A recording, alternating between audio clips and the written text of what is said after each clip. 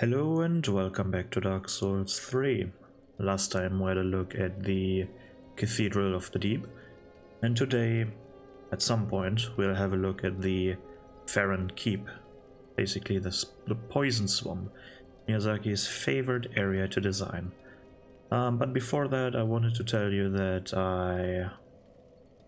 I'm going to kill off this character a few times today before we visit the swamp, so that I can continue Yoel's quest.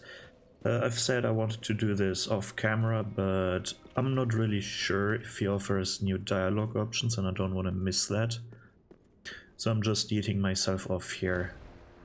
Why did I survive that? Oh, I'm too tanky. That's unfortunate. I still took damage. For some reason I thought I still had the invulnerability cheat on, but apparently not. The character's just a bit too tanky. So, death number 1, and we can now see we have a hollowing meter here underneath the level, on the left side. And at certain thresholds you can level up at Yoel, or with Yoel's help. At certain hollowing thresholds, and don't forget to retrieve the souls. And this is the easiest way of doing it. It is designed this way so that you die naturally and at certain points come back to him. It's not notifying you or anything, but like, it's a natural progression path. But you need to level up 5 times with him before you kill the next boss in the swamp. So now I should be able to... Our champion of Ash, welcome back. I would do anything for my master. Just say the word. Okay. Then shall we begin? Bearer of the dark sign, let your true strength shine. So, where do I put points here? Doesn't matter. Put it in here. Be safe. I really like his be safe. And I feel like this questline is fairly well designed. It's a bummer that you need to die for that, but what do they want to do? Like, let you level up 5 times in a row, like, for free from the beginning? Or should there be certain other thresholds? I mean, there are definitely other ways, but this one is a fairly natural one, I feel like. Because, I mean, when do you meet him? You meet him in the Undead Settlement at the very beginning. And then you basically have how many areas? You have the Undead Settlement, where you could die a lot. You have the Cathedral, where you could die a lot, and the swamp itself.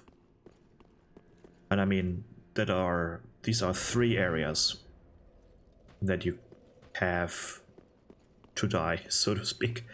Like, if you're not dying all that often, then it might get a bit crazy. But usually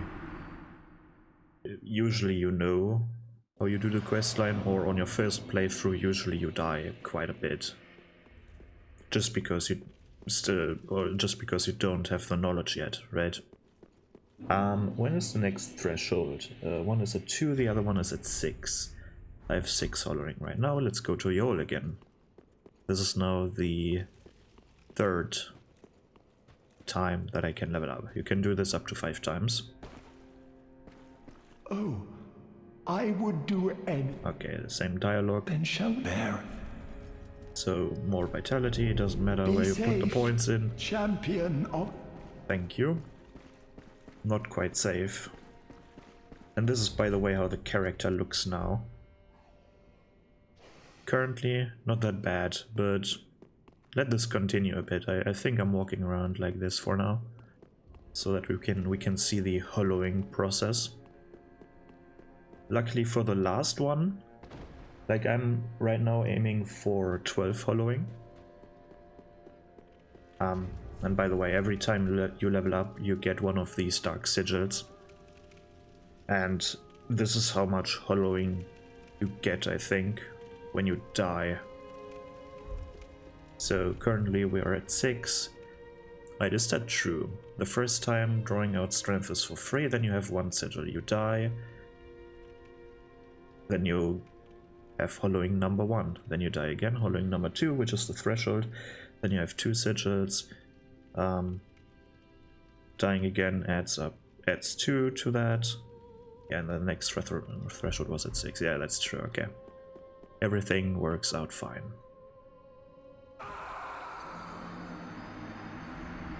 Feels just a bit cheesy right now, because I'm not dying naturally. But, I mean, I do not intend to die during the exploration of certain areas, right? I'm strictly stopping that from happening. So, that's the only way right now. And it's a much more controlled way. So was that a second death now? I need 12 for the next one, right? Yeah. Good. How does our character look like? Just fine. Nothing special so far. Let's draw out the strength once more. Oh, then shall we bear? Be safe. Sad thing now, with the next level up my stats look all wonky. Because it's at 49. I don't like odd numbers. I mean, where are my souls now? Are they down there? Did I miss them? Honestly, it doesn't matter where they are.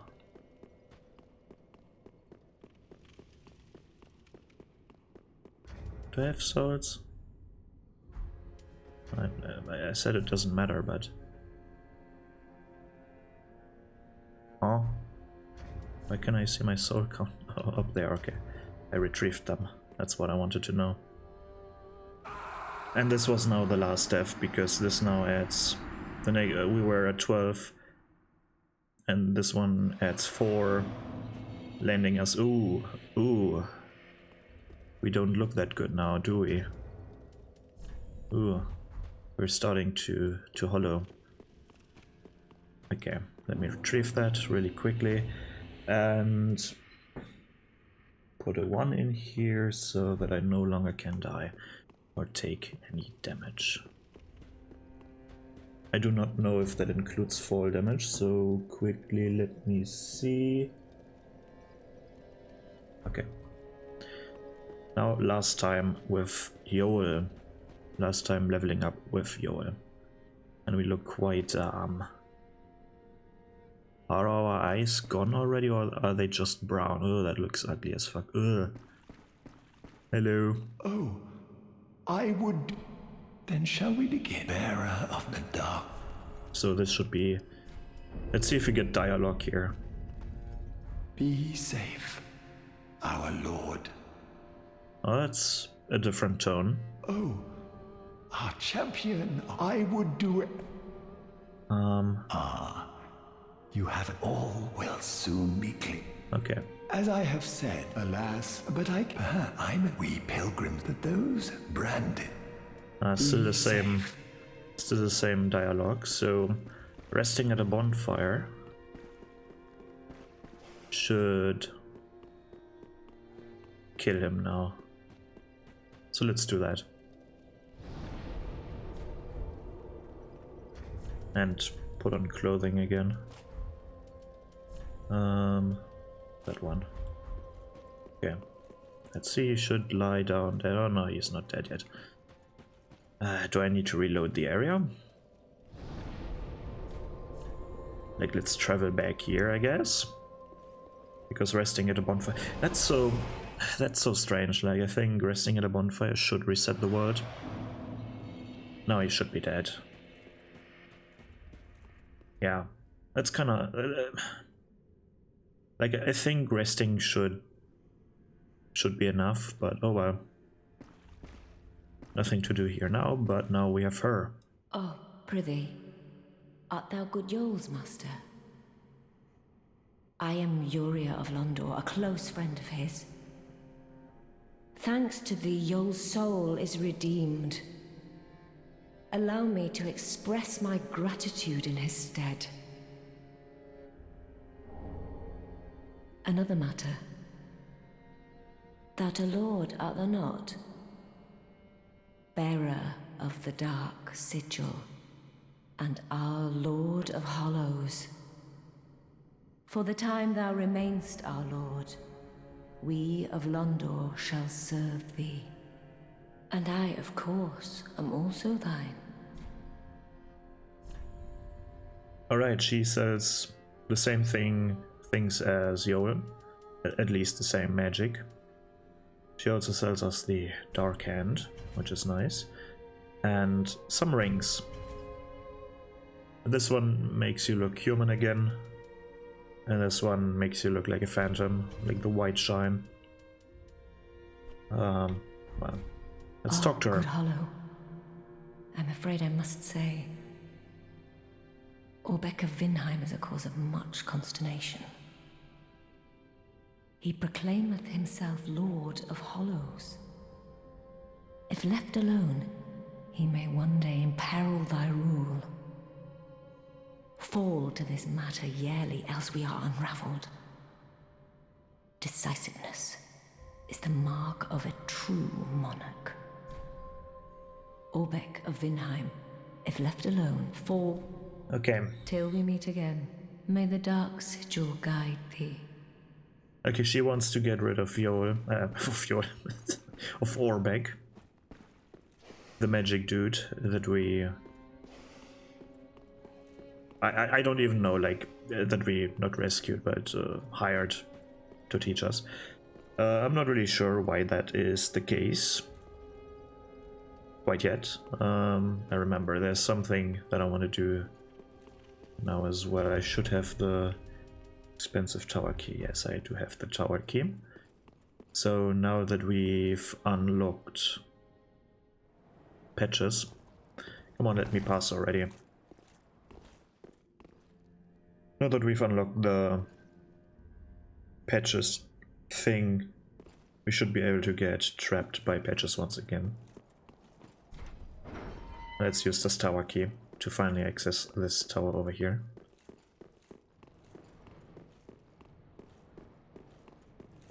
The tower that once rang and awoke us, basically. So if we go up here, now the door should close. Yeah. And by the way, last episode, Cathedral of the Deep. There should have been an invasion, but there was not. The first time we enter the water basin thing, basically the main part of the cathedral, an invader named what was his name? Kirk, right? Should have invaded us, but he did not. And I know the reasoning for that now, which is a bit stupid because I turned Steam offline. That's the reason for that. Apparently you can't get invaded by NPCs if Steam is offline. Not if the game is offline. When the game is offline, that's fine. But once you turn off Steam, that's a problem. Which is weird. Sorry, friend. Be more careful. By the gods, curiosity is gonna kill you kittens. Some places are better left alone, you know. Oh, sorry.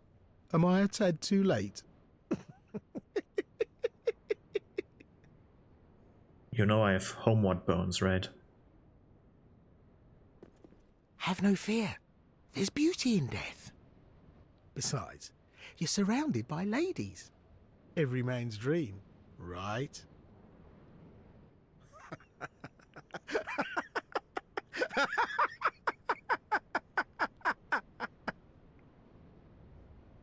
I wonder what he would have said if my character was female. Yeah. Only two ways down here. One way is, of course, Homeward Bone, or Dark Sign out of here. And the second way is trying to jump down here. Of course you want to try to jump on this coffin right there to get the item, which is quite a bit hard. I'm down to try, doesn't matter if I fail. Let's just jump here. The problem sometimes is that you just slip off. But here you get the Firekeeper robes. And what he means by that is there are ladies here. These are all Firekeepers. All dead ones. Like all these corpses. All dead Firekeepers. How unfortunate. For them. Or maybe not. But yeah, let's open up. The build, by the way, that I'm going to use today is a magic type build. A spell sword type magic build, whatever. I have 3 spells equipped. Farron Flash Sword, whoops. Then the Great Sword thingy and a regular Pew Pew attack. Just to showcase some magic while we're at it. Let's go over to patches. I'm not really sure if you can say I don't forgive you this time. I think it's okay, but I'm not sure. Let's just say no. Ah, oh, you're alive. Now, hold your horses. Let's have a nice talk about this. Oh, come clean. I did you wrong. I didn't mean it, though. Not one bit. Sure. You get these urges, running the business and all, and I hate myself for it. I do. Let me guess, your armor did that. Terrible, really.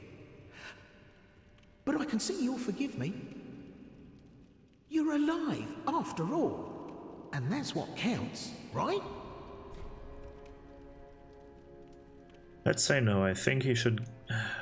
I mean, I can do stuff if he... let's say no. Oh, for heaven's sake. No need to jest with a face like that. You're still alive, and I'm here grovelling in the dirt, so to speak. Sure. Oh, I know. Here, a token of my sincerity. Right and proper, huh? See? We're just a couple of outcasts. Let's make the best of it. Okay. Worked out well. So, it was probably the Katarina armor set that made him do that, right? Like last time. Let's talk to him a bit. Ah, I see you've met Greyrat. The slinking rodent. But he did me a good turn back in Lothric Dungeon. Doubtless I should do something about that little dead. Well, maybe not. Well, I can hardly believe he's still standing. Ah, I see the slinking. Doubtless, well. So Can't find anything. Oh, you... they're somewhat friends. Or like as much as friends as you can become with Patches, that is.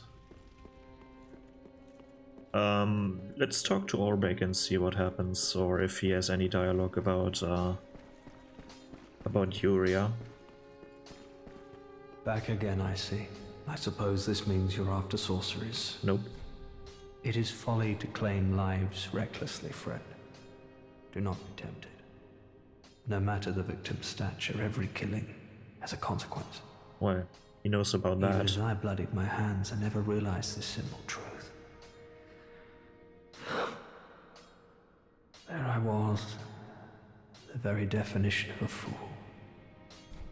I don't mean to seem overbearing. Okay. Come again. Well, he has some bit of dialogue about that.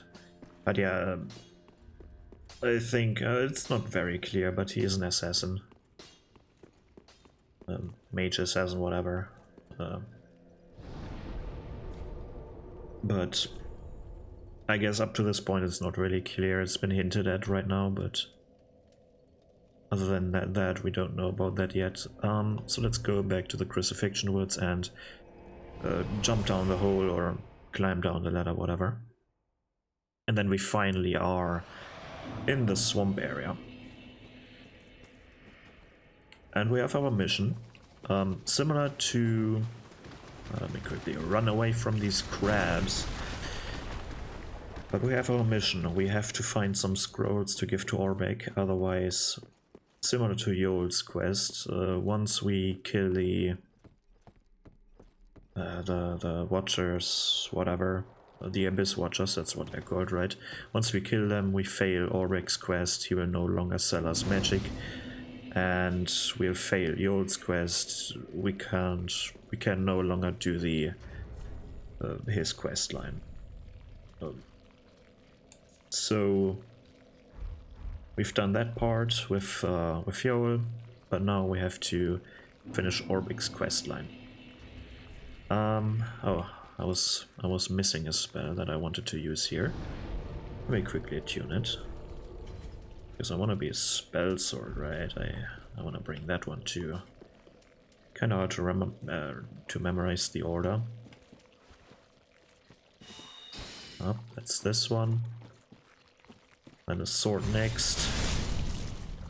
Ah, that's very nice. And then the pew-pews.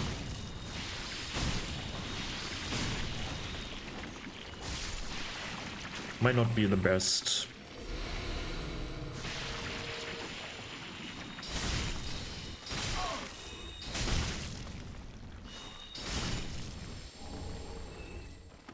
Might not be the best magic type for this area, but who cares, right? So, finally in the swamp, and we have a message here, a developer message. Extinguish 3 flames and open the door to Wolf's Blood. I don't know why they put it here. At some point you find that out by yourself, and there's also dialogue that tells you that. I mean, we've talked to the crestfallen dude, whatever his name is, I forgot his name, if we ever told us his name, but he tells you what you need to do here as well. So, I mean, he was part of the Undead Legion once. He deserted, but yeah. So not really sure why the message. Should be fairly obvious what you have to do here. Or even if not, like, it's not that hard to find out, to be honest. But yeah, swamp, poison swamp. All of this area poisons you. And it's a very, very open area, and it's somewhat easy to get lost. Like, not lost in the sense of you don't know where to go next, because you can almost see that if you look in the sky, or slightly higher up, you can see these flames burning on these towers. And this is ultimately your goal, but it is fairly hard to pick up every single item.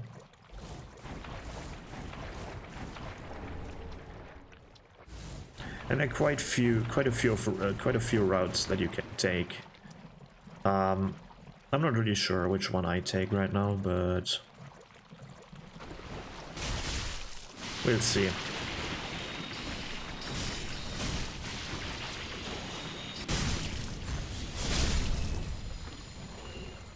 So I've chosen these spells for a reason, because AoE spells are somewhat good.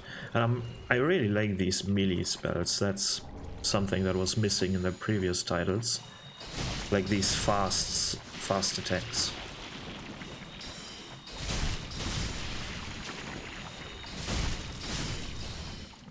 That's quite good. But yeah, it's good in the level design. So far, the game eases us, or the developers ease us into this area. Not so difficult enemies right now. We have these slugs. We get used to the poison swamp. There are some ways where we can, like they implemented some islands where we can take cover or take shelter from the poison. So we can technically go from island to island and never get poisoned. But that of course means that we can't pick up stuff. Like, for some things you need to get in really, really deep into the swamp, and then ultimately you're getting poisoned. Also, as you can notice right now, we're not getting slowed down at this point, but it changes with this swampy part. If you see these leaves on top of the swamp, then you can be certain that this will slow you down. It's a bit deeper than the usual, or than this part here. Is it just me, or is the game very silent? The sound effects are there. I'm kind of missing some music, but I'm kind of glad that there is no music. But on the other hand, still I'm missing it. Kinda strange, right? But I guess we get the sludgy sound of the swamp to hear.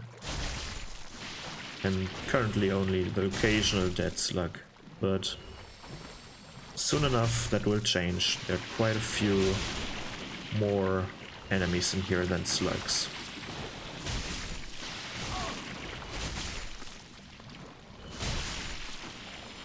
And I must say, like, while I still don't like poison swarms, this is probably definitely the best variation of the From Software poison swarms.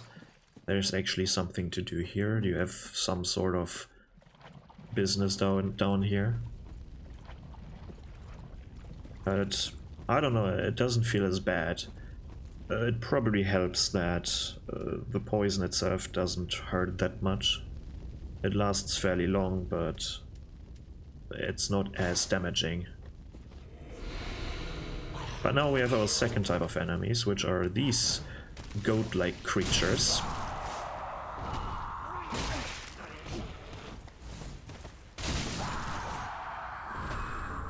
And sadly they didn't drop their weapons. Because up to this point we have no idea what they are called, right? But all of that changes once we obtain one of their weapons, because, well, their name, their species name is in the name of the weapon. The other two times where I'm going to extinguish one of these flames, I'm going to skip the cutscenes, because they're quite lengthy. Or maybe not with the last one, because then we get a cutscene where the door opens as well. But it's kind of odd how they show this. Like they're showing us something that our character doesn't know yet. Our character doesn't see that there is this fire starting to light up. And we don't see that building over there.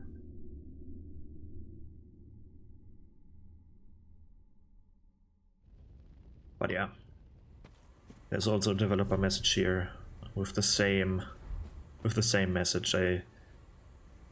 I guess it's missable.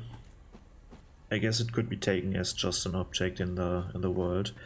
But if you have a look at it, like, the lighting is a bit different. Like, it's a different stone material. So maybe if you're not focused enough, then you'll miss it, but in any other case, you should be fine. And I mean, these games were always games of exploration. So I kinda don't really like the fact that they put down messages for the player. At least, I mean, as well, these games are designed to be played online. So you would probably see many more messages that you, depends on what kind of player you are, that you will read or not read. And other players will definitely or probably tell you as well if you're reading the messages. Oh, can I log on?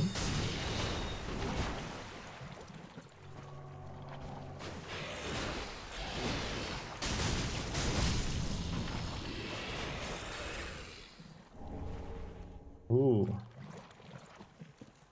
So this is our first, or technically second, Dark Rave, right? That's what they're called, Dark Rave. I just got their pants and I forgot their name. Our first Dark Rave of this area, our second in total. The first one, remember, was down in the dungeon in the deepest part of the tower or whatever in Lothar Castle, where Leonard, I think his name was, urged us to go. But this wasn't the most dangerous area of this area. Most dangerous enemy of this area, sorry. I'm kind of tired, I guess. And on the giant other enemies, but this one. This is, in my opinion, the most dangerous enemy in the swamp. this type of, let's call them goatmen for now until we get a weapon. Because these ones, they don't have a weapon, which makes them oh so dangerous, but I guess we can have a look at them right now. Like, they have some kind of bird features to them, now that I see it. But yeah, looks like a goat. Looks like a mixture of a goat, of a bloodborne enemy with all the fur, and of the omens from Elden Ring, with all these growths on their head. I wonder if these were some kind of inspiration for the omen, or for the design of the omens. But yeah, let me tell you why they're so dangerous.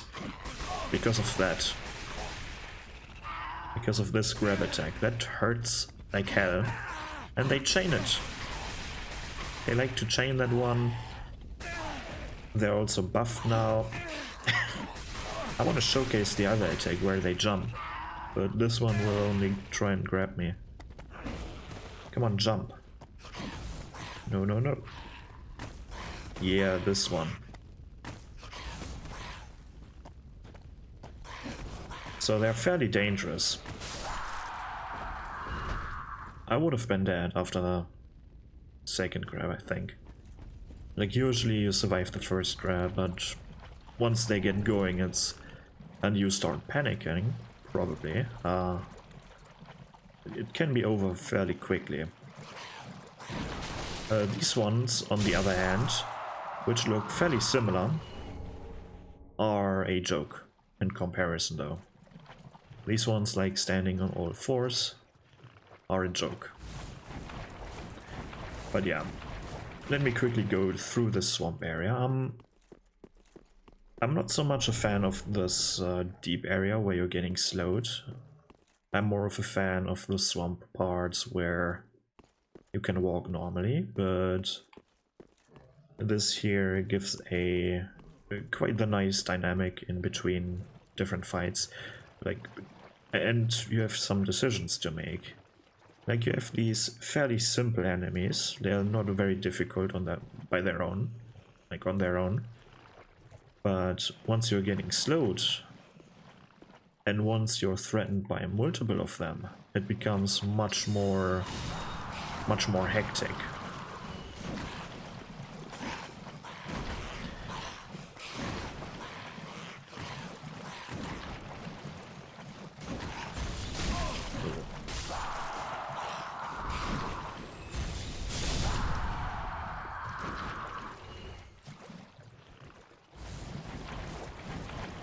Oh, come on, I want to lock onto the right one, please. Thank you. Oh, come on. I had the mechanic of hitting walls. Alright, I'm trying my best to remember where every single item is, but what might happen is that I'm going to miss a few. But let's talk a bit about the design of the forest itself, or of the swamp itself, because there are quite a lot of trees here.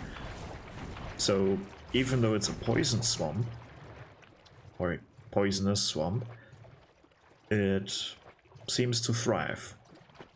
Like, the plants aren't dying. You can see all these trees are still living. They're still alive, they still have leaves on them. So apparently they don't mind the poisonous part. And we also have a few quite ugly, but also still alive, poison swamp-esque plants in the water itself, or in the sludge itself, whatever you want to call that stuff. What's kind of interesting are these growths on the trees themselves, like these lumps of whatever it is. Imagine, like, smashing one of these things. If you could do this, I would imagine they would, like, spew out pus-like liquids. And then we also have these weird-ass sacks hanging from the trees, which, I mean, now that I think of it, Like they're slightly moving, right? So how about the idea of this is how the species of enemies gets born? That would be a nice thing, or an interesting thing. So maybe these are the eggs of these creatures, or whatever. Or maybe they're not. But I kind of like the idea of them having these egg-like things hanging from the trees. That would be kind of a cool lore bit there.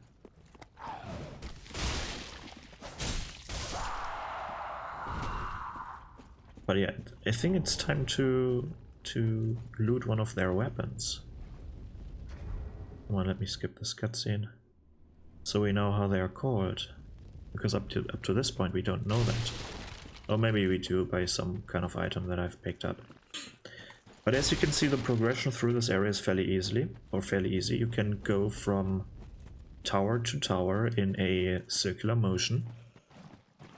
And left and right you can pick up some items, or you just go directly from path to path. Like there is a unofficial path through here that is fairly simple to follow. Like from the start you go up to the first tower, that is over there, then you keep going down the ramp again, you come to this point, and then you start going to the next kind of ramp thing. And for the final one we'll see when we get there. The final one is a bit more separated, you need to seek it out a bit more.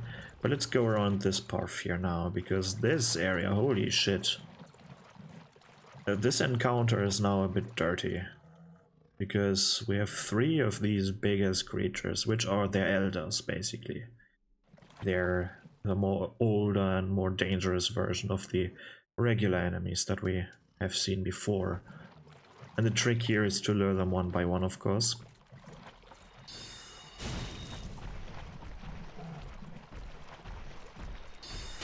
But they have this interesting attack with their... or they have these interesting attacks with their tree trunks, and I feel like these are stolen from Bloodborne, or like not stolen, I mean they can't steal from their own games, but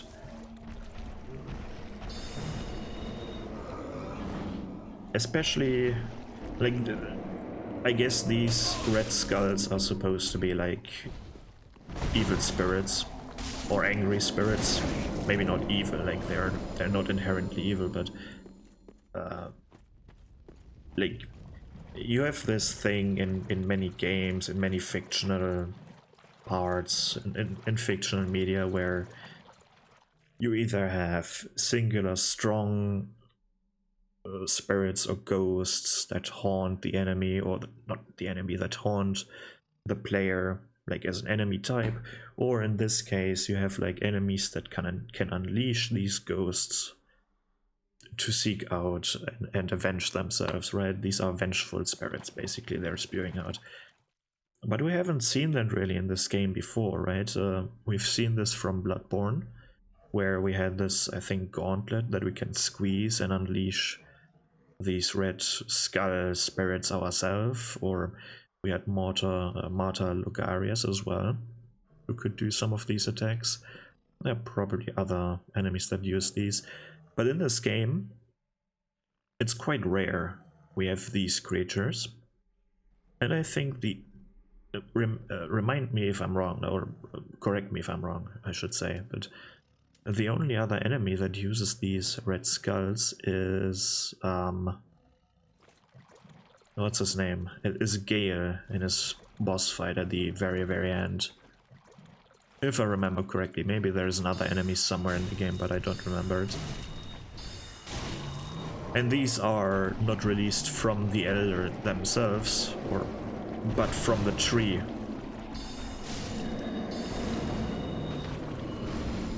And we probably in a short time know why there are angry spirits here. Why this is such a cursed place.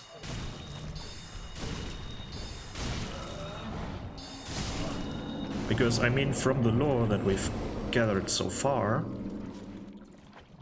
this place, there once was the Abyss. And in a short time we also know why, if we've played previous game, or if we've played Dark Souls 1, we know why, because there are quite a few references to Dark Souls 1's Darkroot Garden.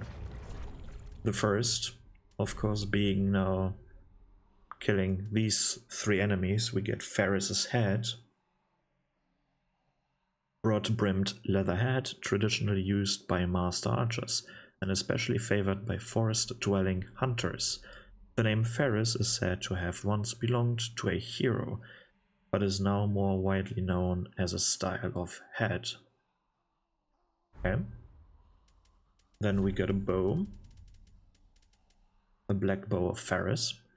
A black longbow named after a hero of old, known for the unusual stance from which it is fired. Has a longer range than standard bows, but successful usage requires a trained, dexterous hand. And it has the Ferris triple shot, which is fairly unique to this game. It swiftly knocks 3 arrows with finesse after drawing the bow, firing them simultaneously, which is of limited use, I should say. Usually what is interesting, we don't have a short bow at hand right now, but there's a difference in this game between short and long bows. And Ferris, Black Bow of Ferris is a long bow.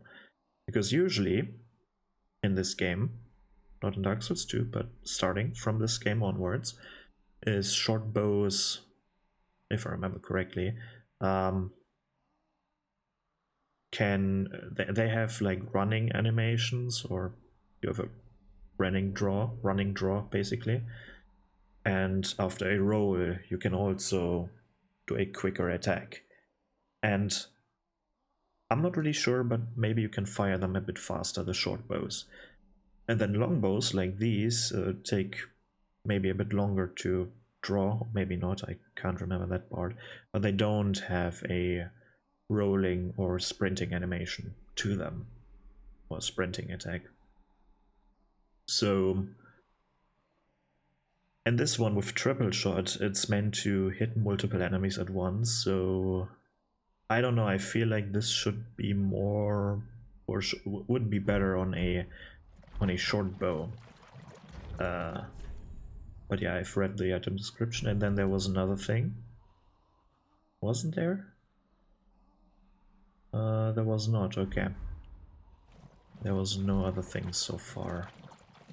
I thought you would get a shield here as well. Huh? Am I blind, or... Not this one. Didn't I pick it up? I'm quite confused right now.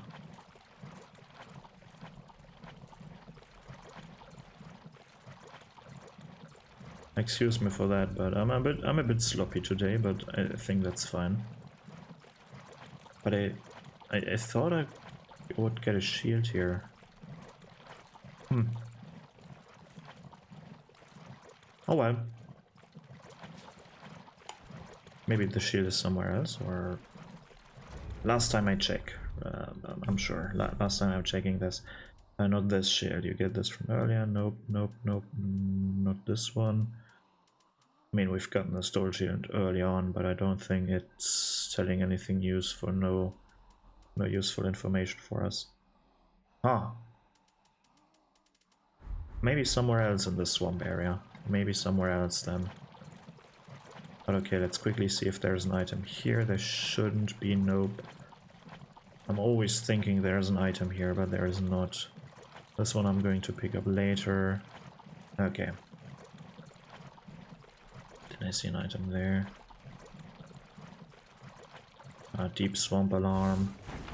Nope. Okay, then let's go over this bridge here.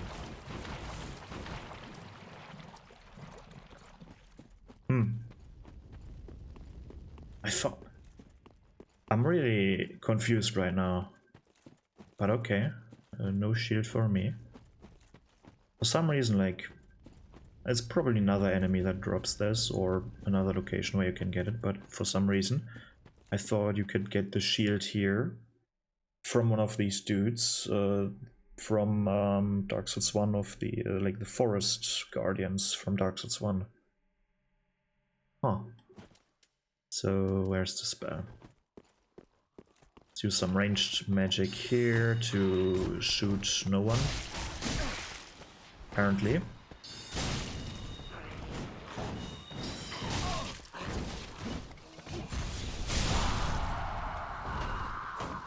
Oh, come on. No, I want to kick. Thank you. It's quite the hefty encounter, but if you have a bow, you will really have an easy time here to lure some certain enemies and to kill off key targets. Like the mage, for example, here, or lure the other ones. But yeah, here we have our first bonfire of this area. And not necessarily our last, there are 2 more bonfires that technically belong to this area. But technically also not really. So where do we want to go? I think we go to the left and grab some more items. So far we haven't found any scrolls yet. And there's yet more lore to discover.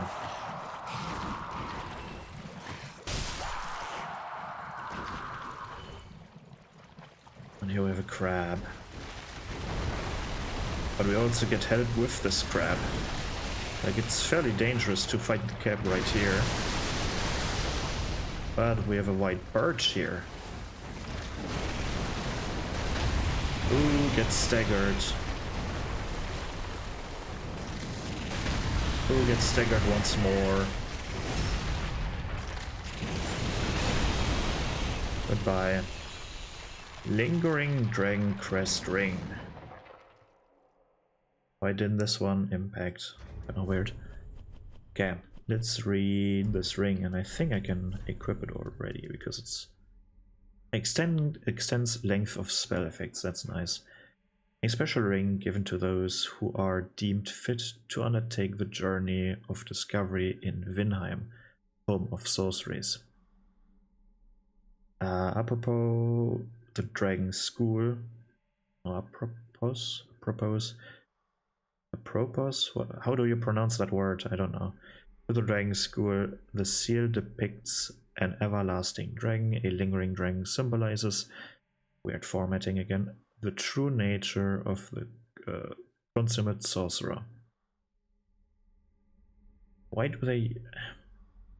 Let me drink something right here, but... Okay, it's depicting an everlasting dragon.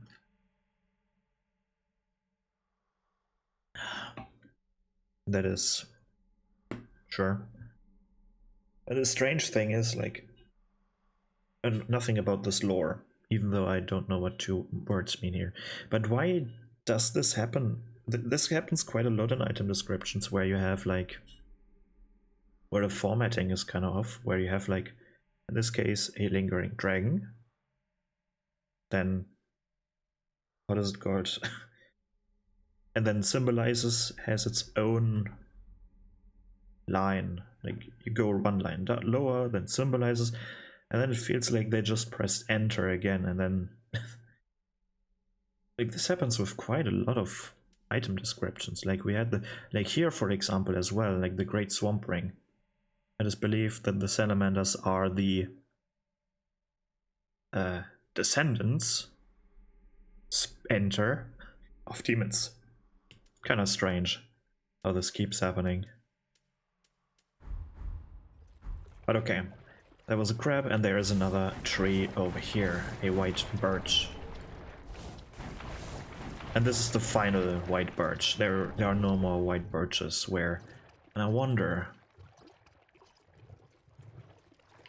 where...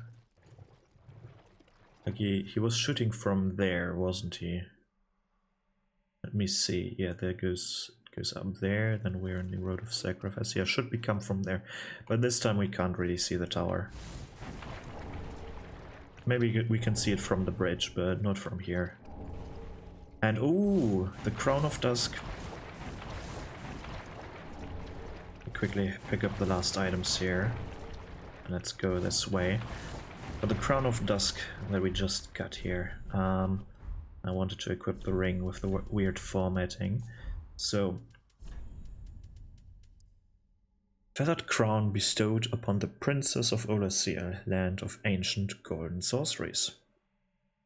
Through the Guardian Elizabeth's blessing, this raises the power and effect of the wearer's magic, but damage suffered by magic attacks rises in tandem. So it's your go-to spellcaster hat. Your spells deal more damage, you take a bit more spell damage, but doesn't matter. Looks stupid though on most characters. I think that's the downside as well. But yeah, this is one of the more how should I say it? Like, I mean, up to this point, it's fairly obvious now that this is supposed to be the Darkroot Garden, or even when we go even further into the past, Olasir. And here's another indicator for that. The next big indicator. Here we have a bunch of these dead mushroom people that we've seen in the Darkroot Garden in Dark Souls 1.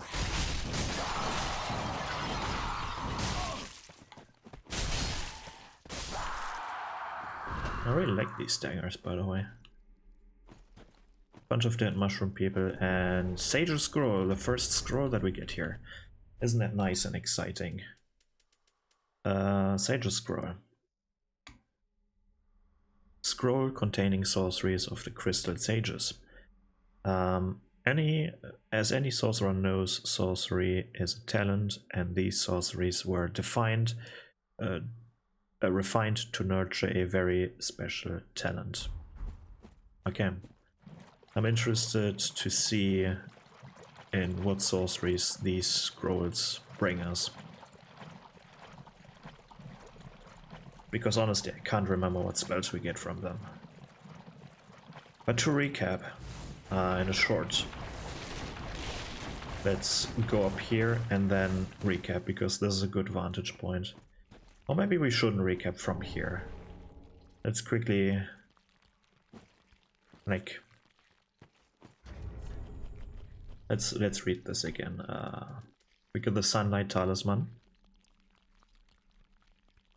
The Knight of Sunlight's personal talisman for casting miracles of the gods. The talisman bears the knight's own holy illustration and emblem of his unwavering faith. Use of the talisman skill fills the user with similar steadfastness. And yes, it has Unfaltering Prayer as a skill, which increases the poise while casting a specific spell or miracle. So this is the talisman of what's his name again? Sunbro. Solaire, right? This is Solaire's very own talisman. There is no Solaire in this game. He doesn't exist in this game, but his weapons and armor can be found in this game. In particular, we can find his weapon and his talisman in the game, and for the rest of the armor, and I think also his shield, we have to trade with the crows in the Firelink Shrine. And we have Estus Soup here, which could be Sigward's. So here we have Wolf's Blood Sword, what is it called? Wolf's Blood Sword Grass, holy shit. A leaf signifying a duty fulfilled by the watchdogs of Farron, who stand beside the old wolf to ensure the serenity of those at rest. Depicts a swordgrass leaf stained with dried blood. Long ago, the swordgrass leaf quietly identified members of the Undead Legion. In the rotted forest rest the spirits of warriors past. The acceptance of an Their acceptance of and gratitude towards their guardians is expressed eloquently by the humble leaf. What's kind of interesting with that is... what exactly? I'm blanking right now for some reason. I wanted to say something and I already forgot it. Oh well, this is definitely one of these covenant items. As we can see here, it's right next to the pale tongue and the vertebra shackles. What do I want to say here? Right, nothing to do with the game, but I see the word rotted here, and why are there two versions of this word? Because, like, I've learned in school that it's rotten, right? It's rotten, but you're not using the ed ending, but it's rotten. Or is it an actual different word, just the same meaning, or are both depictions of this word correct, like rotten and rotted? I haven't really figured that out before, because I've seen it quite a lot in these games.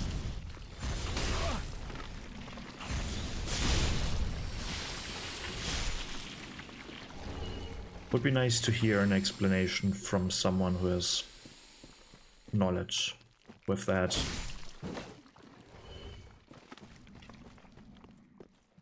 So, what I'm thinking right now, there are two ways, or two things that we can do right now. We can finish the swamp and then go up the tower, or we can go up the tower and then finish the swamp. But I think I'm going to finish the swamp first. Usually I go up the tower first, but let's switch some things up here.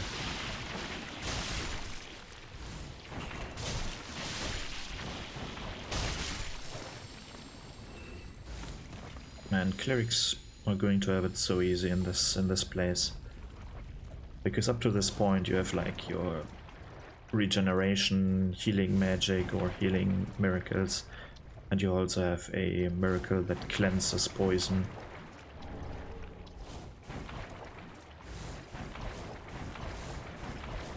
But yeah, cleric. I'm going to switch to cleric at a different time, I think. Maybe in the next area. Would be quite fitting. So, we have one of these big Gru. I think they're called Gru. Whoops, wrong spell. I wanted to buff the weapons. I'm back at flesh swords, so this one. Kinda hard to remember which the order of the spells.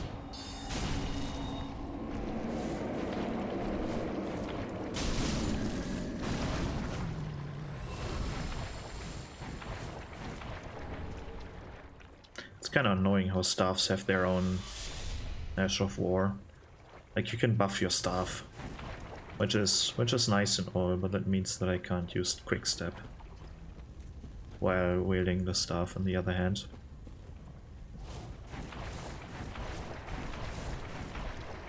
Oh, right, there's another one. By the way, you can somewhat lure them in the fire. Maybe not this fire, but you can lure them into the fires, and especially this big one, to make it a bit easier to fight them. So let's extinguish the last flame.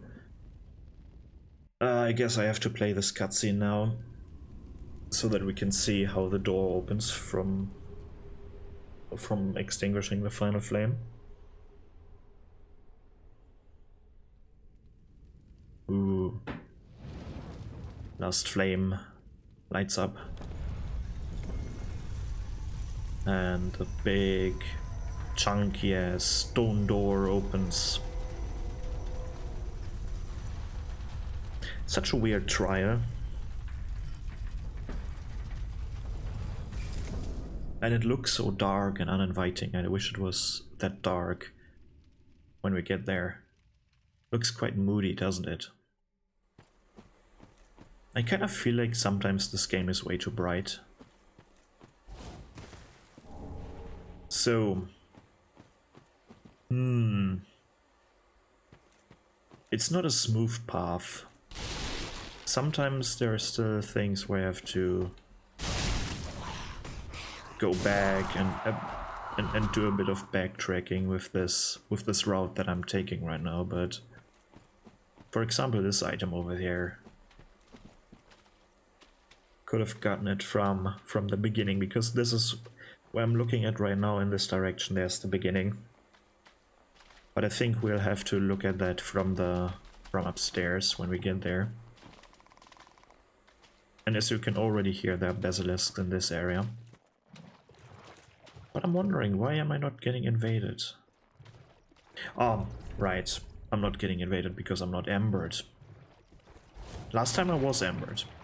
I'm just not embered right now because, remember, I had to die quite a bit. Like, how many times did I die in this episode?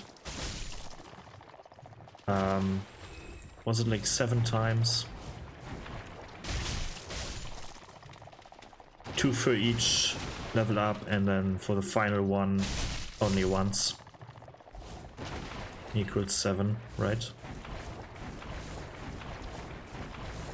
So, grab this item, and then ember up to get invaded.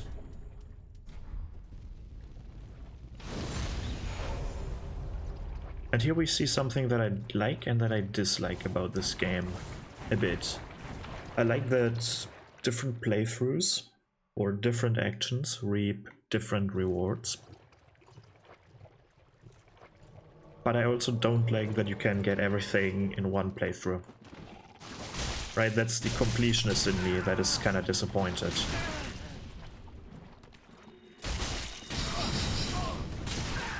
But yeah, we know her. We've encountered Hazel before. In the area before this one.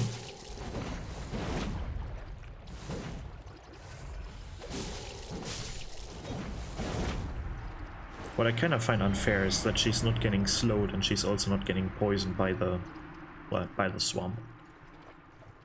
But let me show you a trick right now that I found on my own on my first playthrough. You know this item and this item over there, right? These 2 items. Usually, you can get them by, where is it? Right over there. By jumping down this gap and then retrieving them from up there. You can get up there by going through the gate that I've just opened by extinguishing the last flame here. But you can actually get there much earlier. You can jump up here. Do you need to roll for this? I can't remember. You can, let me try this. Right, you can roll up here.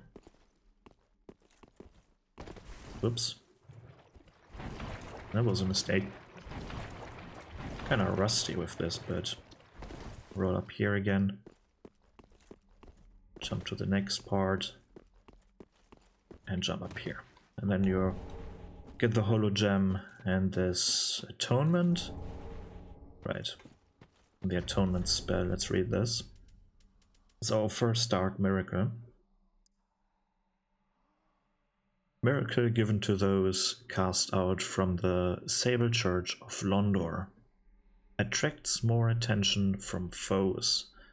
Which is a bit wonky, it's not really working that well. This is the only tale known by the exiles, who believe it carries words of forgiveness.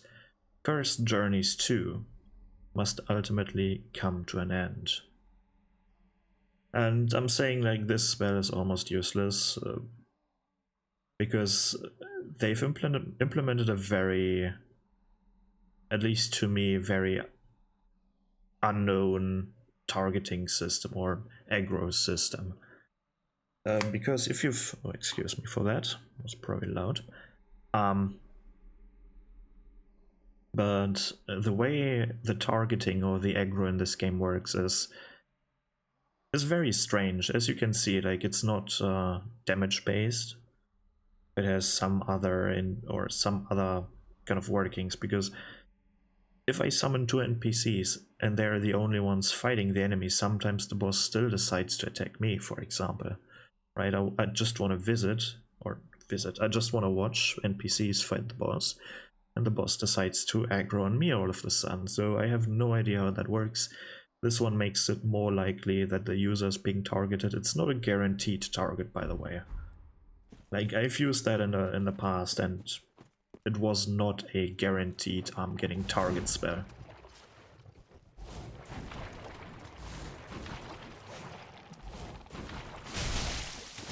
Like, similar to the red eye ring in Dark Souls 2, it has the same effect. It should draw aggro, but it's not... like, you're not keeping the aggro 100%. Just for the majority, I would say. But that's just experience, I have no idea how they've coded it. Here we have a small cave, and I guess this is supposed to be Elizabeth. So, at this point once was like the Sanctum, was it called the Sanctum?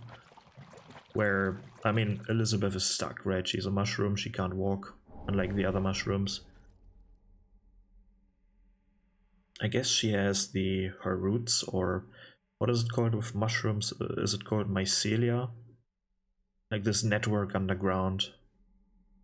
That is the actual mushroom, or that is still part of the mushroom. I guess she has a bunch of these. Maybe she has different positions where she can take control over, or maybe she has different upper bodies. Like, one of her bodies is here, and maybe the other one is in another area. But yeah, here we get the golden scroll. So let's have a look at, where is it? Key items, right? Yeah, golden scroll. A golden scroll chronicling the vast research of the Zanches scholars. Did I pronounce that correctly? Zanches? Give to a sorcerer, who cares? In the lost land of Olasil, the sorceries orchestrated light and were said to shine in golden hues. Yeah, that's true. Okay, that's interesting. So, a golden scroll chronicling the vast research. So are the Zanches scholars from Olasil. I didn't know that before, because we had the Zanches king as well. But he used pyromancies, which is quite different from golden sorceries, might I add. We also have an open chest here, I don't know why that is opened. And we get the antiquated dress, basically the complete set now. It's part of the Crown of Dusk set. Let's see if the dress has more dial or more interesting lore here. Dress sewn in long lost fashion. The eloquated embroidered, all these words.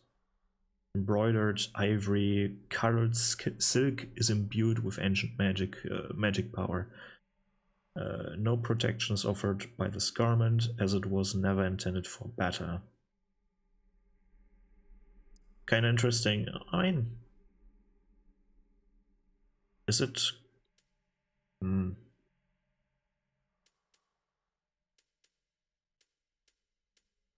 I'm looking, like, it says it's imbued with magic, but...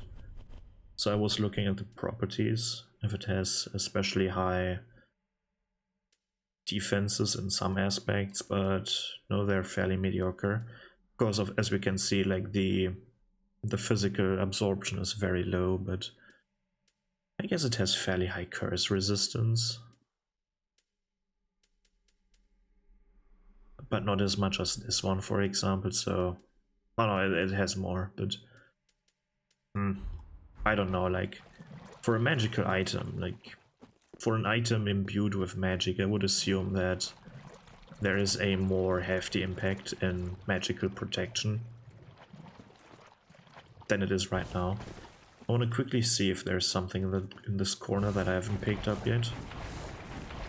It's kind of hard to concentrate on the gameplay while I'm talking.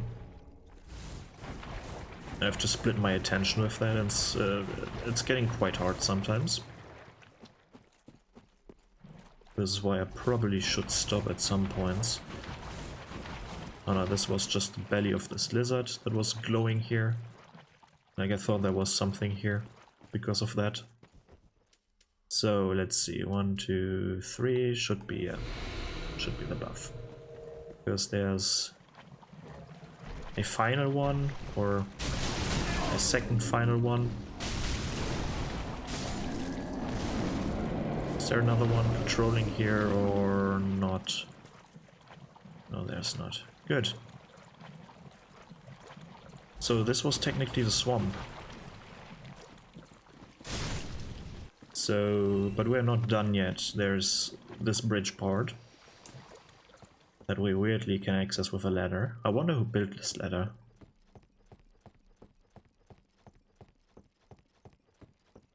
And how did you tighten it? Because, or fasten it, or like whatever. I wouldn't climb up this ladder. This doesn't look safe. But here we have something very important. Not this one. I guess this one is important too, but here we have the old wolf of Farron. We can just join the Covenant. I guess it's dead. I mean, it's not moving, so.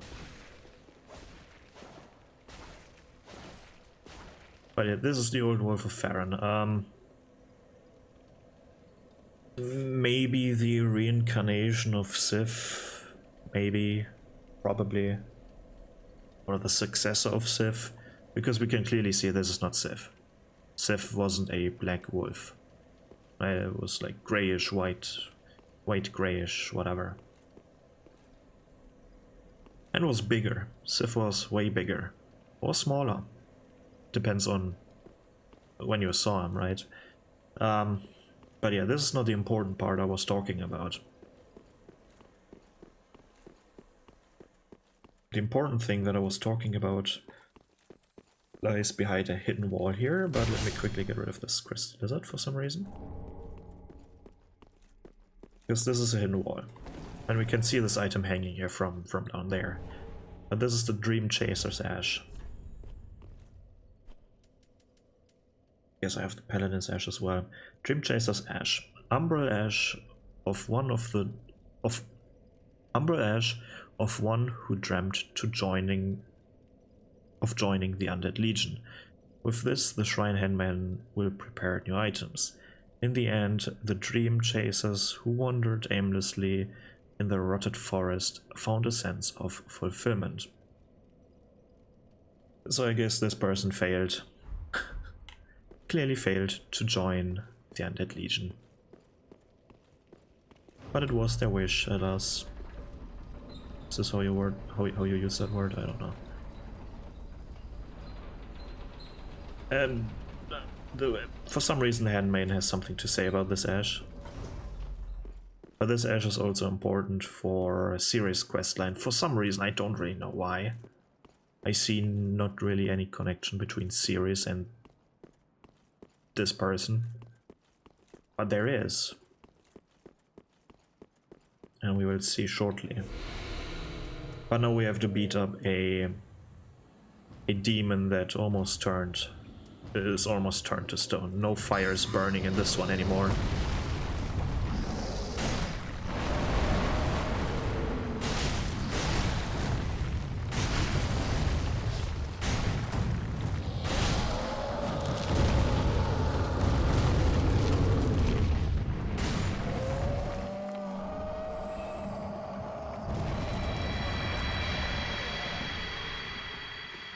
So apparently this is something that happens to demons when they burn out, maybe? Or when they are becoming very, very old. They turn at some point to stone. But yeah, a stray demon.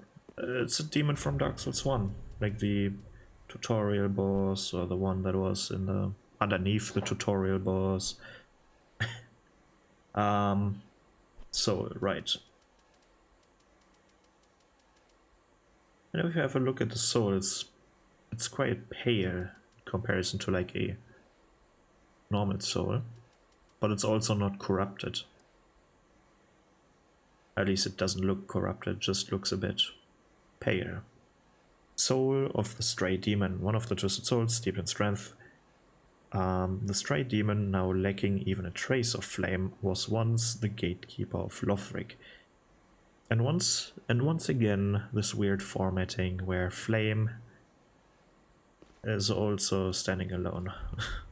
What is happening there? I wonder what happened there with the formatting. Because it's quite bad. But I think now it's time to have a look at this place from up here, because that's a good point where we can see where we were. I wonder what that is. It kind of looks like an item, but we can't see items from up here, I think. So this is where we started. Right, there's the Cathedral of the Deep. This is where we, well, this is where we started. And from down here, I think it looks a bit bigger than it actually is, or maybe not. Kind of looks like a distorted perspective. But yeah, we started here, made our way over to this flame, explored everything around this flame area. Then underneath us is the second flame that we activated. We did everything in that corner, that over there that we can't see from here. Let me see if we can actually see it from the other side of this bridge, or if it's just too high up and we can't look down that good. Let's see. Yeah, there's the door. Looks kind of odd with all these round towers there. Ooh, that looks bad. You can see where the map ends. Like you can see the corner of this level. The rest is just background. Just don't look too hard at it. But yeah, as I thought, like it's too it's too hard looking down there. Whatever. But back to this point. We made our way underneath us, explored everything at the corners and a bit in the middle. And for the final stretch, we went to the last flame over there and basically picked up every single item around that flame as well, and then made our way, well, to this tower part. And now we're on this, or not to this tower part, this is not a tower, this is a very high up bridge leading to a castle that, if you remember from some item description or whatever, apparently just appeared at some point. Can't remember which item description that was, but something just said it just appeared. And if you've watched the other episodes, I'm sure you still know that as well, which is kind of odd. So we get lightning spear over here, and excuse me if you hear strange noises. It's quite loud outside right now. We got the Dragon Crest shield here. A knight's shield engraved with a crest depicting a dragon. One of the enchanted blue shields, the Dragon Crest shield greatly reduces fire damage. Hooray! But we got the Black Knight shield, which has... oh! In this game, not as much fire resistance. Okay, never mind. But it's fairly similar to the Crest shield, which protects against dark damage.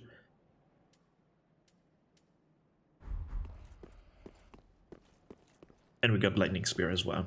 I don't think I need to read that, but I'm going to read it anyways, I guess. Oh, come on. Thank you.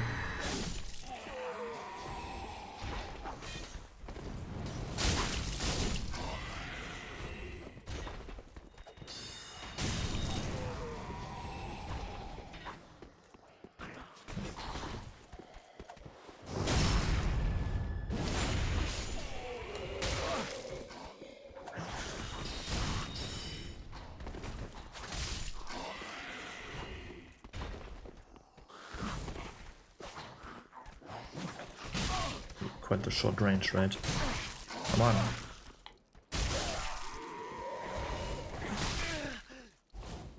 Why is it not going to the side sometimes?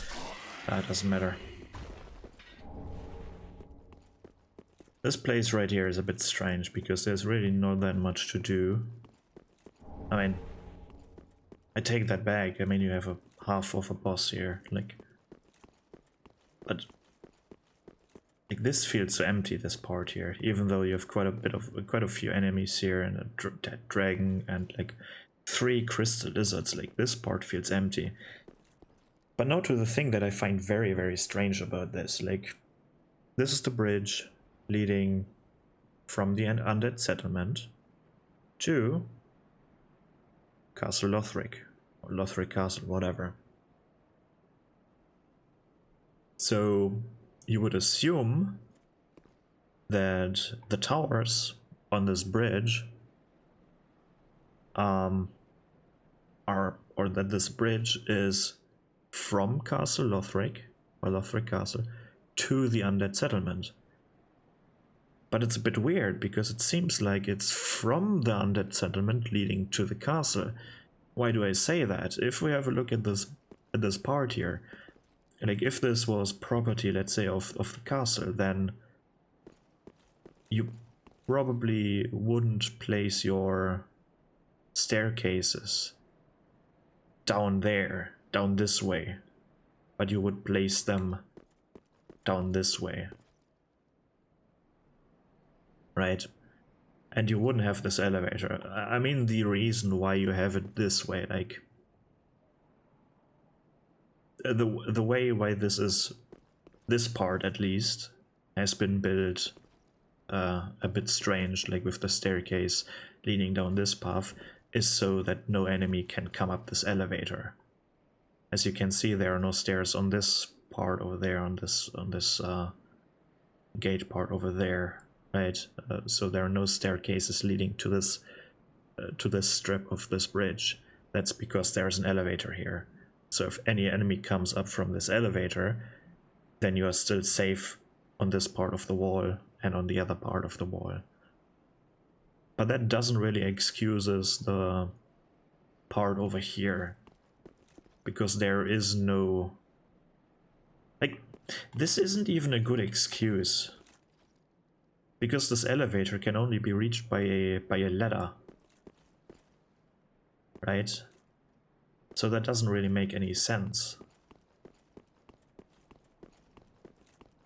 Like, this makes me scratch my head. This is a big head scratcher, because you would think, like, that this bridge is part of Lothric Castle. Right? It's supposed to start from where you fight Ward of the Boreal Valley. From that point, it just somewhat collapsed, and then leads to the undead settlement. But it's just so weird that you have these tower parts. And by the way, I haven't talked about the crenellation at these parts, but did you see how small they were? Knee high only. It's kind of weird, but like, this isn't even a good excuse for this part, because you just can take away the ladder,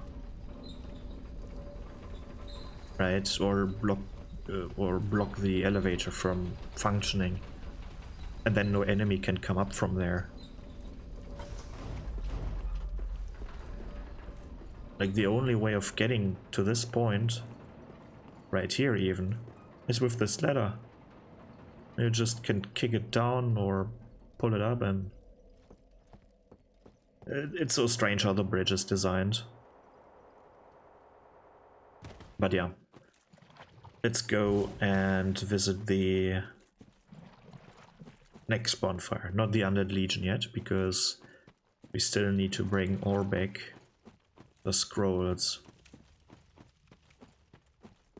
But here, as you can see, if you remember the cutscene where I said it looks quite dark, yeah, not so dark anymore. Kinda unfortunate. I would prefer this area to be much darker, with a bit more individual lighting sources like candles or torches. That would be nice. Here we have a few more storyteller, I guess. Now that I know, thanks to a commenter. These are the storytellers, and these are, I guess, listening to the stories. Kind of sad that they didn't record any voice lines for them.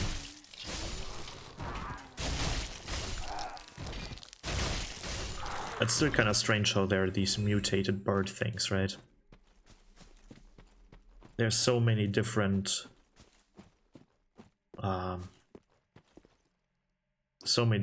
kind of races in this game. Even though they come from like, or they're worshippers of some goddess, whatever, that is most powerful in like the painted world or whatever. It's still strange, like they feel like derivatives or ancestors or whatever versions of the harpies from the painted world. The things that I call harpies, I don't know what they are, like these bird ladies, where Ornifex is part of. Right? Or, you remember Ornifex, the bird lady that is a blacksmith somehow, with her claws and whatever. It'd be kind of interesting if the bird harpy thingies were kind of their ancestors of the storyteller, not of these somewhat goat creatures. And goats, of course, right?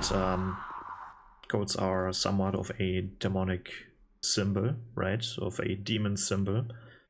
There are many demon-headed, many goat-headed demons in fiction and stuff, almost becoming a demonic picture.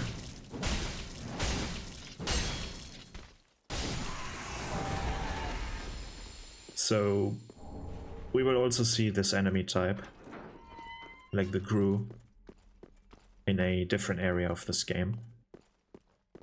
Probably the, like, not in the next episode, but the one after that, if I decide to go that path. But I think we will talk about this enemy type there a bit more. But now it's time to visit Orbeck, otherwise I would fail this quest line, so let's go back and talk to him.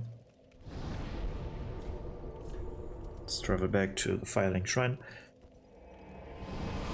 and talk to Orbeck. Come on. And I guess to her as well. Let's talk to her first. Well, how may I be? Give Umbral Ash of the Paladin first. Gracious, passing fine ash thou'st given. Let this ash bestow nourishment. I only hope these new wares content thee. So let's first see what she sells now. She obviously sells like Undead Hunter Charm and probably also the Duelist Charm or Dual Charm here.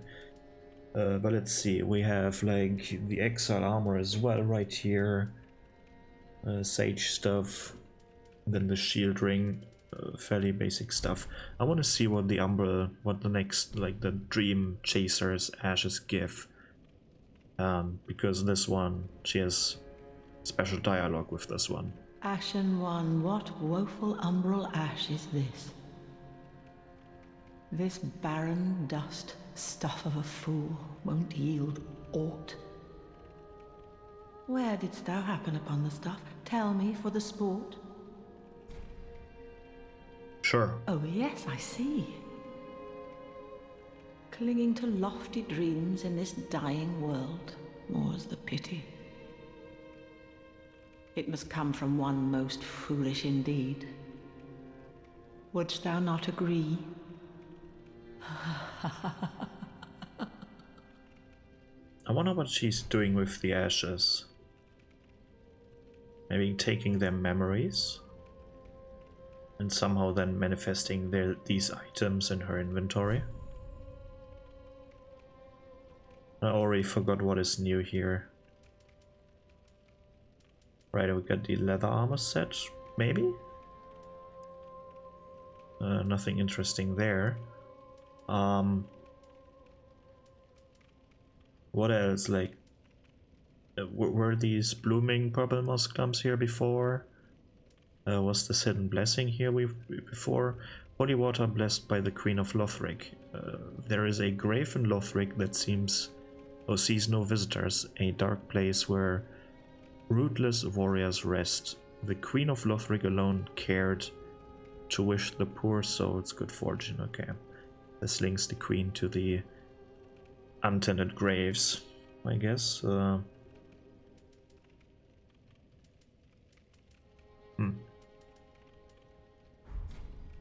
Ashen One, be sure to bring... Whatever. A Dark Souls 2 lady. So Orbeck. Back again, I see. I suppose this means you're after sorceries. Yes and no. Sage's Scroll. Oh my. This is stupendous. And the undead legion of Farron possesses sorceries quite unknown. Thank you for upholding your end of the bargain. I doubt I ever would have made this discovery alone. Now, let us unravel the thing, so you may put these new sorceries to use. Let's see. Great Farron Dart, pretty good. Farron Hail, pretty useless. Pestilent Mist seems pretty useless, but is pretty good in certain niche situations. Oh my. Well, this is very unusual. It's from Ulasil, an ancient land of golden sorceries. Not even the Dragon School possesses such a long-lost scroll. What would the Xanthus scholars say with their ridiculous headwear? They would simply slaver over this find. So we got Cast Light over here. I don't want to read all of this. Pretty useful. Repair, not that useful. Hidden weapon. Niche use for PvP only, because like making your weapon invisible doesn't do anything.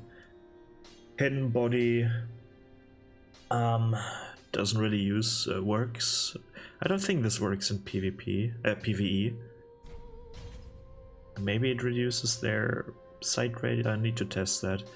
And Twisted Wall, never used this. It's supposed to distort light in order to deflect my AI. You're not using that thing. Promise to stay safe. Oh, do you have anything to say now? Oh, I have something for you. Ooh. You're a fine sorcerer now. No mistake. You should have something to prove it. Go on. If I'm giving something away, you'd better well take it. Young Drang Ring. How do you like gimmicks, friend? This is a sign, a cipher, employed by sorcerers who use quietude to their advantage.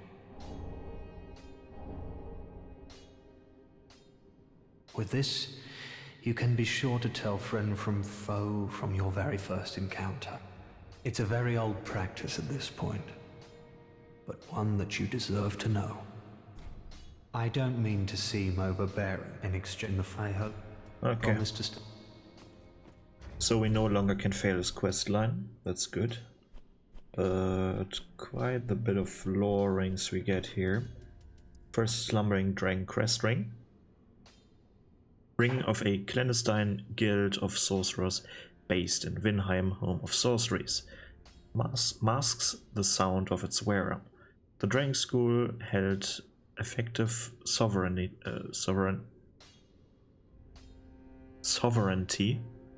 over Vinheim, with a great many adept assassins at its disposal. So yeah, okay, that's fairly sure. Like, he is an assassin.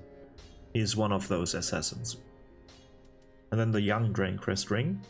Ring given in Vinheim, home... This is so stupid. Like, it is not only called Vinheim, it is always called Vinheim, home of sorceries.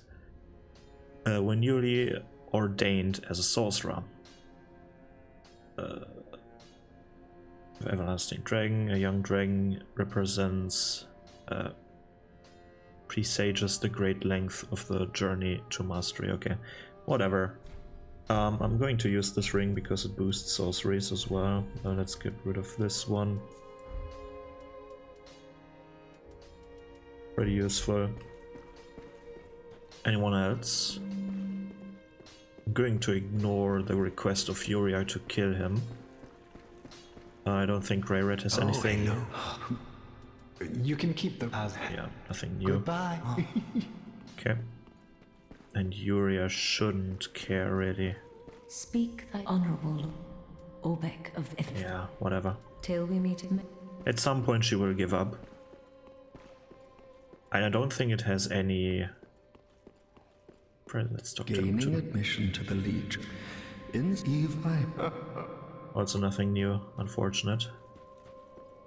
Well, we can still have a look at the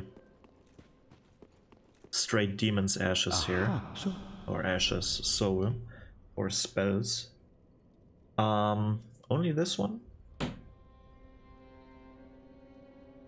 Stray demon is this one. This is soul of a demon, also soul of a demon. Okay, only stray. Oh, that's not much text. Art of a stray demon of stifled flame. Spew a boulder from one's mouth. The boulder is heavy but shatters easily. Now. Surprisingly strong spell, by the way. This is one of the better pyromancies in this game. By the way, hard to believe. Like, the range is short, but especially in PvP, holy shit, that thing hurts. And it's fairly easy to hit. Let's see if we can summon here. We can summon Londor Pale Shade now. And this only because we've successfully finished one part of Yoel's questline. Because now everything from Londor is our ally. Here we get one gesture. And oh, I forgot, like, now that I can summon things here. Remember when we got invaded by Hazel? And I've said something in the lines of I don't really like when... I personally don't like when you can't get everything in one playthrough. And what I mean by that, of course, is the quest line with Hazel, or not really the quest line. Because you're not always getting invaded by Hazel. If you're part of the... or if you join the Invader Covenant, like the Rosaria's Fingers Covenant, you can actually summon Hazel at the small slug-infested pavilion in front of the giant stone door that we just opened. Like down there. By the way, here we can have a look at Dark Graves, how they see me. Unfortunate. Hey, Pale Shade, do we wanna help?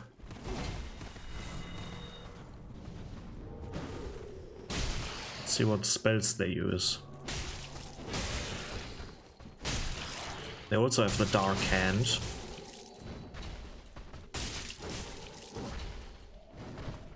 Ooh.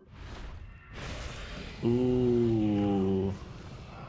How unfortunate. They got their humanity stolen. Ooh. Oh. Hey, they did it. Ooh. Now is she stuck down there, or whatever that thing is? But this is something that I would like to see more often here, first of all. Like two factions fighting each other. I really like these kind of things. Makes the world feel more alive. But the other thing, like, if you join Rosaria's Fingers, you have the ability to summon Hazel, and you will obtain a gesture from Hazel. But the problem with that is that you no longer, that Ceres will no longer like you because she's part of the Dark Moon Covenant. And the Dark Moon Covenant, as you might know, doesn't like the evil. It's like white versus black, or red, in this case red versus blue. Like there's one not so nice faction that plunders and pillages and invades, and then there is the other faction that wants to stop that. The police, basically. We got the criminals and we got the police. And this is also technically this is something good. Makes 2 separate playthroughs, or if you go into New Game Plus and do the other part, I mean, you need to obtain the other items from the souls as well. So because some souls give more than 1 item, right? Like Stray Demon just gave 1, but then there are souls. Do you want Crystal Hail, or do you want the Rapier of the Crystal Sages, right? Something like that. But joining different factions that are opposing each other makes it a bit more interesting. It gives you a bit more of a choice. Sadly, though, I'm kind of disappointing, and I'm not disappointing. I'm kind of disappointed in that. And similar to Elden Ring, that factions don't play a bigger role in these games. I kind of wish they would. And not just quest rewards or something like that, but bigger impacts in these games. For example, in Elden Ring. Did I say Bloodborne before? I meant if I said Bloodborne, I meant Elden Ring. But in Elden Ring, for example, you have like you can join the recusants, like Rykard's dudes, right? But it has no impact on the world whatsoever. Like, I would appreciate a more faction-based game, making playthroughs even more unique.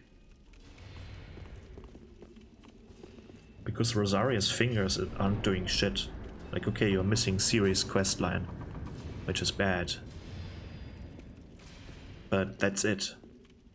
Right, you can technically do... Like, you can join after Ciri's questline, you can join Rosaria's fingers and benefit from the rewards. You're just not getting Hazel's gesture. I think that's the only thing you're missing. But you can still, to my knowledge, complete Leonard's questline. Stuff like that.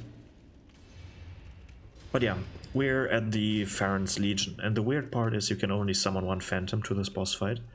I don't think I can go back and summon Pale Shade, even if I would rest at the bonfire. I can't summon these both. I think. Might be wrong there. But yeah, you can hear fighting in here. Sadly, you can't see fighting quite yet in here. It's a completely empty room, seemingly. But we'll change that by entering this boss room and seeing this cutscene. Because now we can see who is fighting there.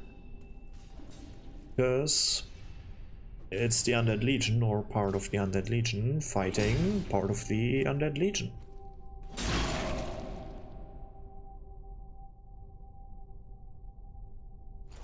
I guess just some of them got taken over by the Abyss or something similar to that. I mean, they're all hollow, right? Otherwise they wouldn't attack me here. But they still have some soul or some will in them left. So you can see by the gesture.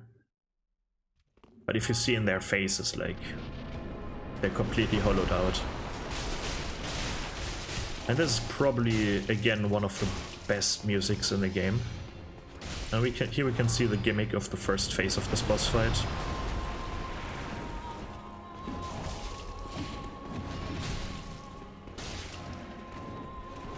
Oh, Gotthard doesn't die here. Is that his name? Yes. Where's part 2? Oh, where's the third one? There we go, the third one. That's the real gimmick, because this one has red eyes now. And he's on no one's side, he can fight everyone. As you can see here. Oh, Gotthard is dead. Unfortunate.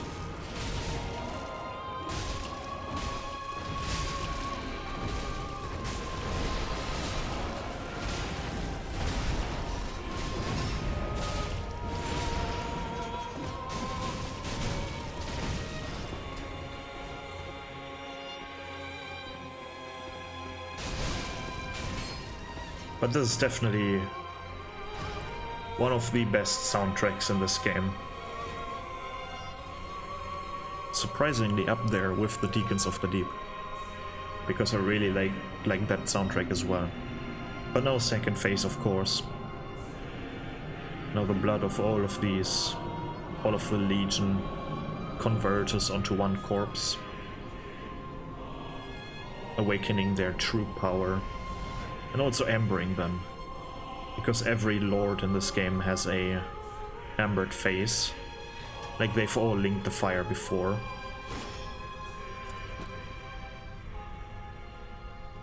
Now they show us their true strength.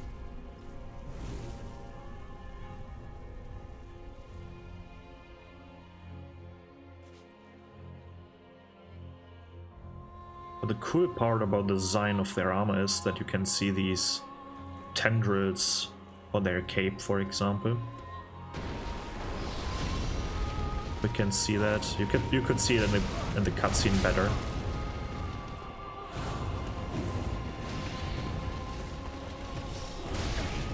Trying to get a picture here, but the fire makes it a bit unsightly together with the fog.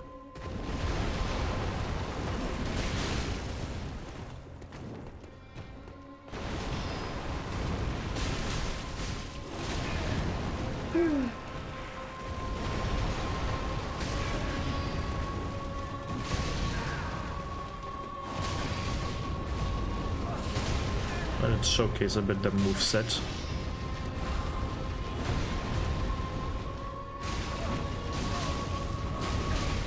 Maybe I should equip a shield so I'm not getting thrown around that much. Because the interesting part is you can block the dagger attacks, which lets them bounce off. Makes it quite funny, but also makes great shields quite good, because I don't think... Let's swap to a medium shield. I don't think they will bounce off with this shield. Come on, do one of your dagger attacks, please.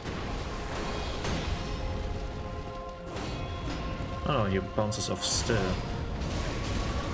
Smaller medium shield maybe, like this. Or are they always bouncing off? I'm trying out a small shield as well. Bounces off, okay. Small shield. Still. Quite surprising. What is when I'm blocking with like a small dagger? Let me swap weapons, please. Oh, let me swap weapons, please. Right. Come on. I can't expect him to bounce off of that. I'm blocking with a dagger, come on.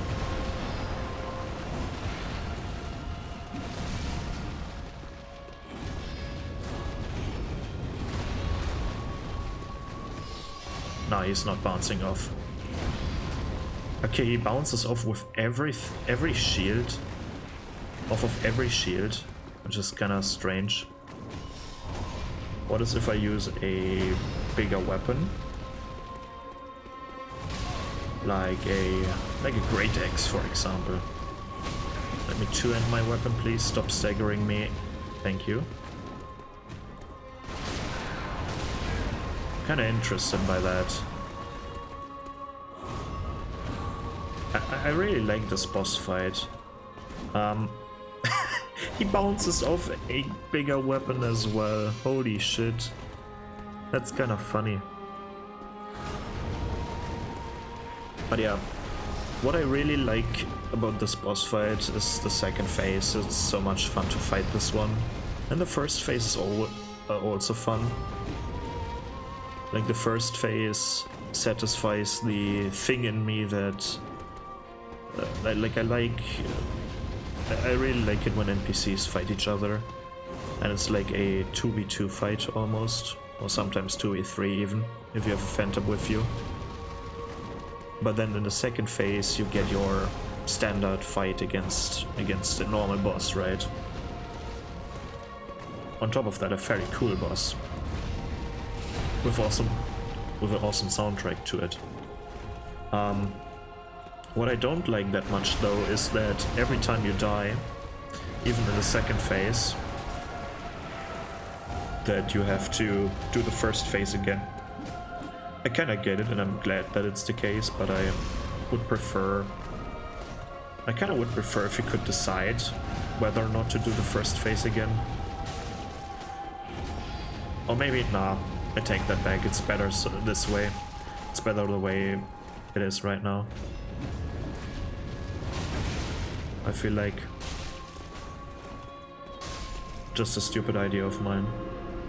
Maybe not a stupid idea, I mean you have to consider certain things, right?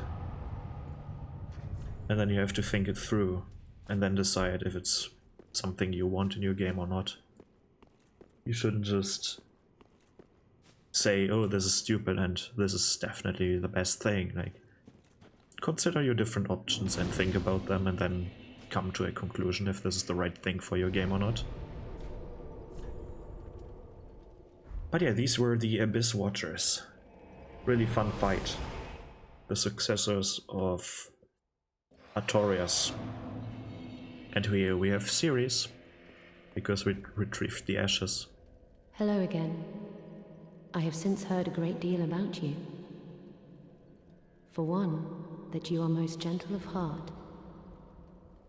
I too am bound by duty, but can offer you my sign. I hear that cordial intrusion lays the path to embers. If I can be of help, by all means, do call upon me. Blessing of the moon upon your journey. What she means by that, if you're getting summoned and beat a boss, you get an ember.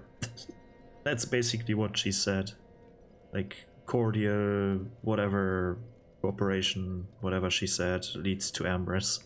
That's basically explaining the in-game co-op mechanic. Kind of funny. If you should require assistance, use my sign. I want embers. Blessing of the moon upon your journey. If you should Okay.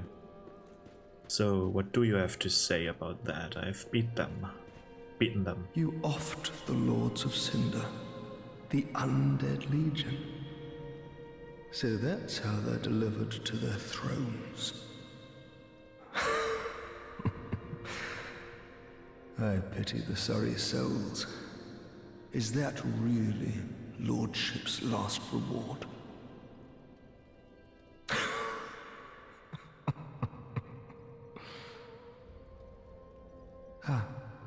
I failed to thank you for helping them find their final resting place.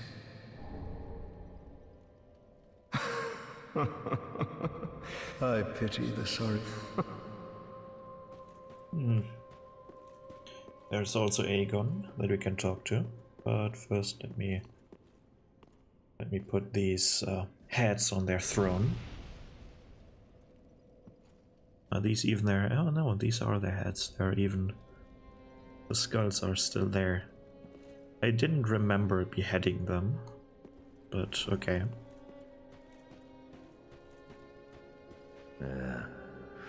I know you. Been some time since we met in person. Yes. I just dropped in to see how she's getting on. Now, what are you playing at with this circus? This cesspool of doddering old folk and degenerates. Couldn't be better. She must fit in perfectly here.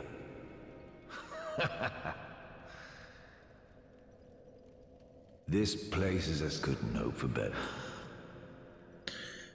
Oh boy.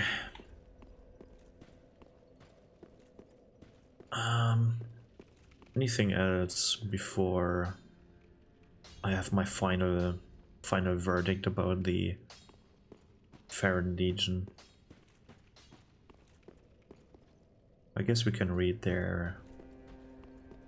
We can get their armor set and also read the weapon descriptions. Aha, that So, because we got the Wolf Knight's Greatsword, of course, Artorias' Greatsword. Greatsword of a knight tainted by the dark of the abyss, and master of the wolf's blood of Farron. The Wolf Knight's knight was the first abyss watcher, and his sword is more punishing against creatures of the abyss. Yeah, and it has the wolf sword stance basically, where you can do the guts spinning move, like the somersault attack and the spin slash, whatever. And then we have the sword, like we had it in Dark Souls 1, we had it in Dark Souls 2's DLC, and now we have it in Dark Souls 3, which is like, okay, it's a cool and iconic sword, it fits right in the game, but it's not really, like, this is more interesting.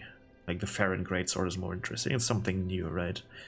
Greatsword of the Abyss Watchers, which is atypically paired with an unusual dagger. The dagger is utilized as a wedge in the left hand, while the greatsword is held in the right. A unique technique that was these difficult words, synonymous with the Undead Legion. Confounds foes in the manner of wolves hunting prey. Not really. Has nothing to do with wolves hunting prey like this sword fighting. Like you're just wedging the sword in the ground and then doing like breakdancing moves, but okay. And the skill is parry, which is a bit misleading. Because while, yes, the skill is literally parry, the interesting part is when you dual wield these things, or when you power stance it, whatever. And I kind of miss this, the Harvard ring right here, like, that's also part of the Stray Demon. And it's kind of strange that you find this one here. Because, yeah, like this was found in like Ulasil, or the Royal Garden or whatever it's called. And it has the Stray Demon, whatever. Probably just because it's made out of rock, like, maybe not. A ring of a warrior keen on heavy accoutrements, whatever. Increases maximum equip load. This ring was named after Harvard the Rock, the battlefield compatriot of Gwyn, the First Lord. The art of war has been constant since ages past. Again, weird formatting, and those who would follow in Harvard's footsteps are no fewer now than in his own day. Okay, so he has quite a few followers, I guess. Nice. I did read this, right? Yeah. No, I didn't. Oh, who cares? Let me get the armor set. Because now we can buy it from her. So. Ashen? Again, 2 hours in. So I think it's time for the final discussion of Farron Keep. I honestly like this area a bit more than I thought, now that I've somewhat played through it. I mean, if you can call that playing through it, like, that I walked my way through it. I think that's a better wording.